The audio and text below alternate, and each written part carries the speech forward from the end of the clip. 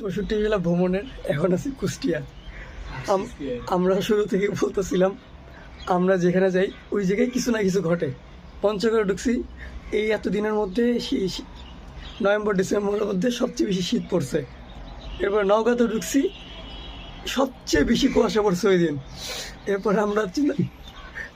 আমরা কালকে রাতে কুষ্টিয়া আসছি, খালামুনিরও বললাম যে খালার বাসায় আসছি, বললাম যে আমরা যেহেতু আসছি কালকে দেখবেন শিওর কুয়াশা পড়বে।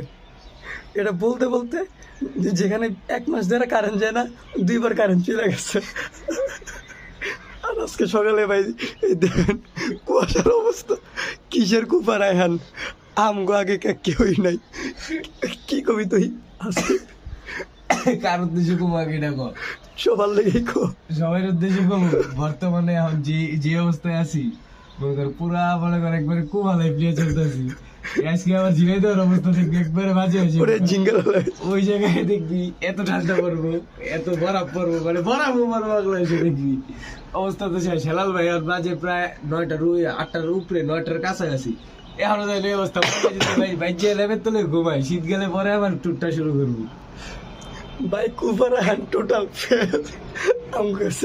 আমরা যারা ঢুকতেছি ওই এলাকা নাই শীত পড়তেছে, নেই কুয়াশা পুরো এলাকা বন্ধ হয়ে যেতেছে, কিচ্ছু বলার নাই।